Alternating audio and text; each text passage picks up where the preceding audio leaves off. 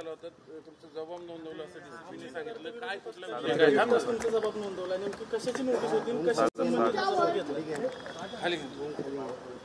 तुम्हाला सगळ्यांना माहिती असेल गेल्या 2 महिन्याआधीची तक्रार नोंदवल्या गेलेली होती। त्या तक्रारी संदर्भामध्ये काही विषयासाठी त्यांना माझ्यासोबत चर्चा करायची होती आणि त्यासाठी त्यांनी मला बोलवलं होतं आणि त्यांनी जे काय प्रश्न विचारलेले आहेत त्या सगळ्या प्रश्नांची मी उत्तरं दिलेली आहेत। सिम कार्डच्या संदर्भानं तुमचं नाव आलं जे आरोपी अटक केलेले होते त्यांनी सांगितलेलं होतं की तुम्ही सिम कार्ड बदलून हे सिम कार्ड हरवलं असं सांगून सिम कार्ड घेऊन व्हॉट्सअपचा डेटा डिलीट केला होता। पुरावा नष्ट केल्याचा नाव त्या प्रकरणी निष्पन्न झालं होतं। त्या संदर्भानं काही चौकशी झाली आहे?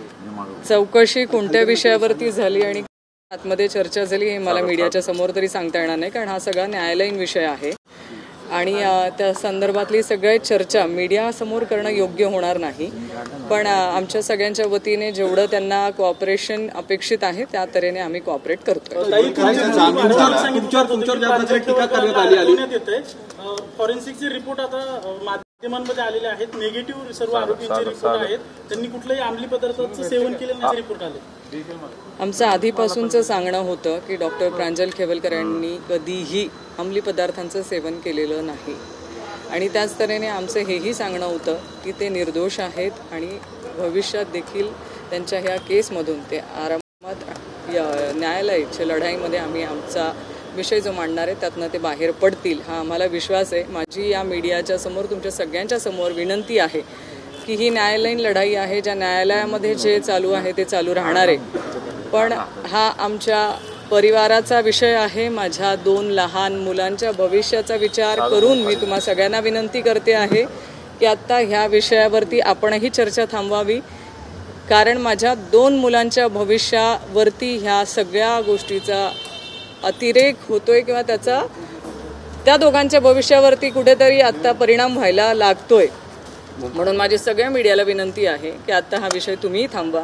ही न्यायालयात ज्या गोष्टी होणार आहेत त्या तुमच्या समोर येणारच आहेत आणि न्यायालयाची लढाई ही मला विश्वास आहे आम्ही सगळ्या ठामपणे ही जिंकणार आहोत, कारण सत्य हे आजही सत्यच आहे आणि उद्याही सत्य। आरोपपत्र जे दाखल झाले त्या आरोपपत्रामध्ये अंमली पदार्थांच्या सेवनाचा आरोप नाही तर पजेशनचा आरोप जो आहे तो खेवलकर यांच्यावरती करण्यात आला।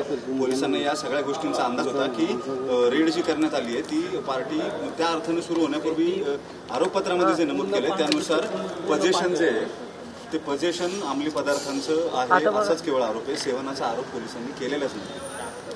मी तुम्हाला सांगितलं ना, ही न्यायालयीन लढाई आहे, याच्यावर सगळे विषय तुमच्या समोर येणारच आहेत। जशा न्यायालयामध्ये तारखा लागतील त्या तारखांमध्ये ह्या सगळ्या गोष्टी चर्चेला येतील आणि सत्य बाहेर येईल। त्या काळात राज्य महिला आयोगाच्या अध्यक्ष रुपाली चाकणकर यांनी काही गंभीर आरोप केले होते तुमच्या कुटुंबियांवरती, व्हिडिओ संदर्भात, सीडी संदर्भात।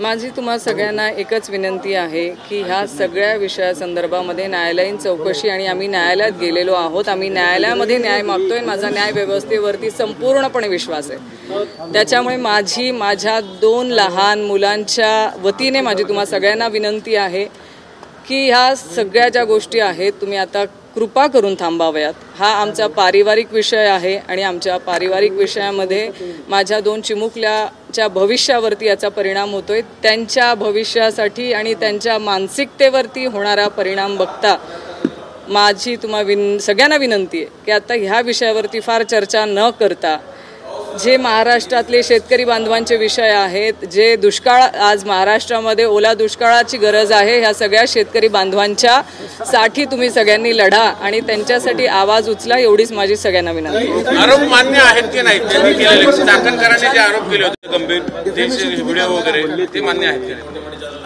मी कसं सांगणार? आरोप केले माझं एवढंच म्हणणं आहे, म्हणलं होतं की योग्य वेळी मी उत्तर देईल, आता येऊ द्या ना, योग्य वेळ येऊ द्या ना। मी तुम्हाला सांगितलंय ना की माझ्यासाठी हा विषय न्यायालयीन विषय आहे। तुम्ही मला कुठलाही प्रश्न विचारला तर त्या प्रश्नाचं उत्तर मला आज रोजी देणं शक्य नाही। ज्या न्यायालयामध्ये मला उत्तर द्यायचं आहे त्या न्यायालयामध्ये आम्ही आमची बाजू मांडणार। माझी एक भाऊ म्हणून तुम्हा सगळ्यांना विनंती आहे की तुमच्या सगळ्यांच्या ठिकाणी मला बहीण म्हणून ठेवा, माझ्या 2 मुलांना भाचे म्हणून बघा, तुमच्या स्वतःच्या लहान बहिणीच्या मुलांवरती आज सगळ्या गोष्टींचा काय परिणाम होतोय ह्याचा देखील विचार करा। राजकारण नक्की होतं पण राजकारण करत असताना कोणाचं आयुष्य उद्ध्वस्त होऊ नये ह्याची काळजी घेणं देखील मला असं वाटतं मीडियाचं काम आहे. मी आज तुम्हाला विनंती करते, आज शेतकरी बांधवांना जी गरज आहे त्यांच्यासाठी आवाज उचला आणि त्यांच्यासाठी लढा. धन्यवाद. थँक्यू.